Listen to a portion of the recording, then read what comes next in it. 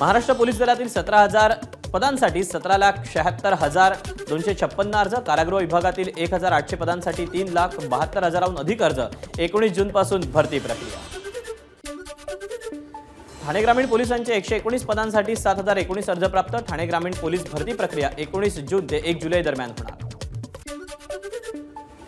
मुंबईत राज्यात म्हाडा 12 ते 13,000 घरांची निर्मिती करणार। विविध उत्पन्नाच्या गटातील लोकांसाठी ही घरं उपलब्ध होणार असल्याची माहिती।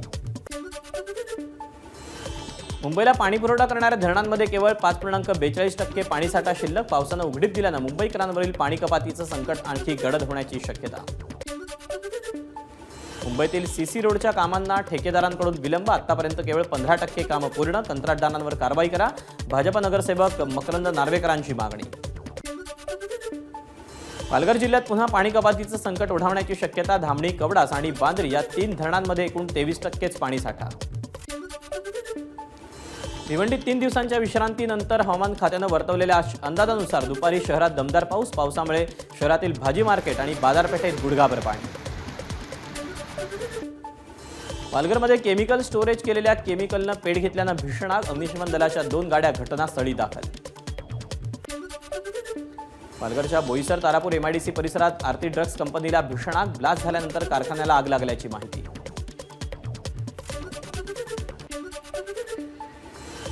आणि यानंतर विदर्भातल्या घडामोडींचा सुपरफास्ट आढावा। नागपूरच्या अनेक भागात सोसाट्याच्या वाऱ्याचा मुसळधार पाऊस। उकाड्यानं हैराण झालेल्या नागरिकांना दिलासा। नागपुरात मुसळधार पावसामुळे एका मार्गावर 15 मिनिटांसाठी थांबवली मेट्रो। होर्डिंग्सचे काही तुकडे मेट्रो रेलला वीज पुरवठा करणाऱ्या विजेच्या वायरमध्ये अडकल्यानं मेट्रो थांबवल्याची माहिती। वर्धा जिल्ह्यात पावसाची दडी। पेरण्याही खोळंबल्या। शेतकरी चिंतेत। वाशिमच्या कारंजा तालुक्यात भामदेवी परिसरात निर्माणाधीन बंधारा फुटला। 3 शेतकऱ्यांच्या शेतात पुराचं पाणी घुसल्यानं शेतीचं प्रचंड नुकसान। बुलढाणा जिल्ह्यात शेगावमध्ये केंद्रीय राज्यमंत्री रक्षा खडसे आणि आमदार एकनाथ खडसेंनी घेतलं संत गजानन महाराजांचं दर्शन। पाण्याच्या शोधात आईपासून भरकटलेल्या बिबट्याचा बछडा विहिरीत पडला। साकोली वन विभाग आणि नवेगाव नागझिरा राखीव व्याघ्र प्रकल्पाचे पराग भोते यांच्या पथकानं बछड्याची सुटका केली। अमरावतीच्या छत्री तलावात 2 मुलांचा बुडून मृत्यू। उमर शेख मेहबूब आणि अयान राजू शहा अशी मृत मुलांची नावं। अमरावतीच्या वरुड तालुक्यातल्या गव्हाणकुंड लगत असलेल्या शेखदरी वनपर्यटन केंद्रालगत बिबट दिसल्यानं भीतीचं वातावरण। नागरिकांना सतर्क राहावं असं आवाहन करण्यात आलं आहे। जादूटोण्याच्या संशयावरून वृद्धाला मारहाण। अॅट्रॉसिटी अंतर्गत गुन्हा दाखल। भंडारा जिल्ह्यातील गोसेखुर्द इथली घटना। आणि यानंतर पश्चिम महाराष्ट्रातल्या बातम्यांचा सुपरफास्ट आढावा। मनसे अध्यक्ष राज ठाकरे 19 आणि 20 जून अशा 2 दिवसांच्या नाशिक दौऱ्यावर। 20 जूनला पंढरपूरच्या दिशेने प्रस्थान करणाऱ्या निवृत्तीनाथ महाराजांच्या पालखी सोहळ्यात राज ठाकरे कुटुंबियांसह सहभागी होणार। पुणे जिल्ह्यातील विविध तालुक्यांमधील दुष्काळी परिस्थितीवर मात करण्यासाठी कायमस्वरूपी उपाययोजना करण्याची आवश्यकता। यासाठी गांभीर्यानं बैठकीचं आयोजन करा। शरद पवार यांची मुख्यमंत्र्यांकडे पत्र लिहून मागणी। बॉस पुण्याचे मालक असं लिहित गुंड गजा मारणेचे अनेक व्हिडिओ सोशल मीडियावर व्हायरल। गजा मारणेचे गुंडगिरी तसंच दम भरवणारे अनेक व्हिडिओ आजही सोशल मीडियावर चर्चेत। पुणे पोलिसांनी सज्जड दम दिल्यानंतरही व्हिडिओ व्हायरल। शालेय अल्पवयीन विद्यार्थिनीला जबरदस्ती दुचाकी शिकवण्याचा बहाणा करून छेडछाड करणाऱ्याला महिलांकडून चोप। पुणे शहरातल्या नागपूरचाळ भागातली घटना। दौंडच्या दापोडीमध्ये विजेच्या धक्क्याने एकाच कुटुंबातील 3घांचा मृत्यू। बाहेर गेल्यानं मुलगी बचावली।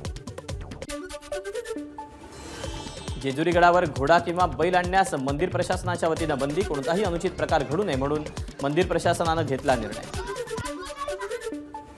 पंढरपुरात विठ्ठल रुक्मिणीला भाविकाकडून 2,28,000 रुपये किमतीची महावस्त्र अर्पण। मंदिर समितीकडून महावस्त्र अर्पण करणाऱ्या डॉक्टर अल्वा यांचा सत्कार।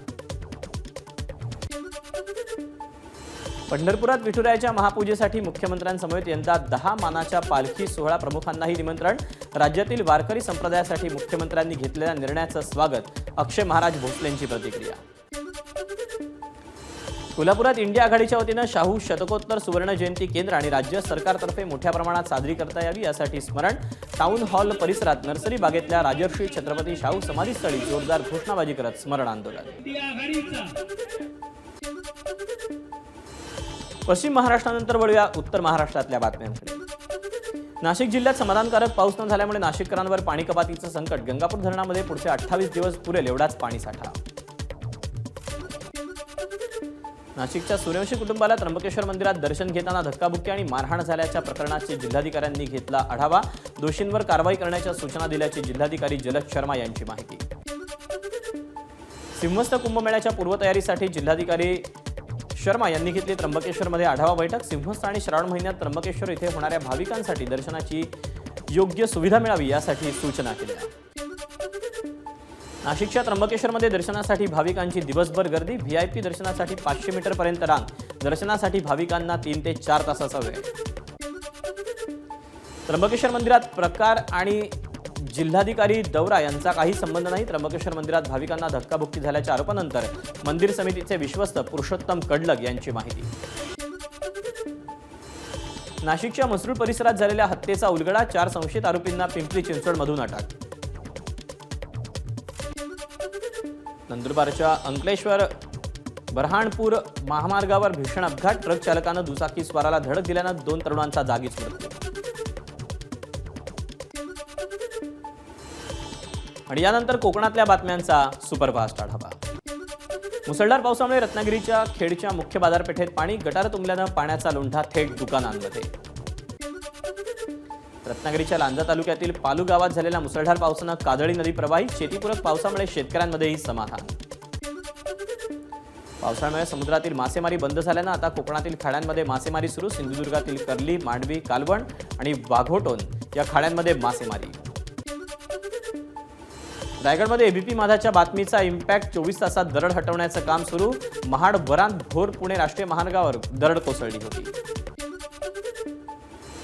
सिंधुदुर्ग जिल्ह्यात दोडामार्ग तालुक्यातील तिरारी खोऱ्यातील हत्तींचा धुमाकूळ कायम. हत्तींचा तातडीनं बंदोबस्त न केल्यास 26 जूनपासून नागपूर इथल्या प्रधान वनसंरक्षक यांच्या कार्यालयासमोर उपोषणाला बसण्याचा ग्रामस्थांचा इशारा.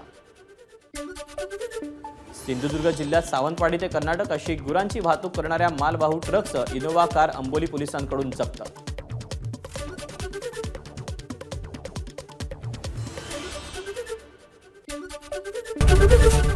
एबीपी माझा, उघडा डोळे बघा नीट.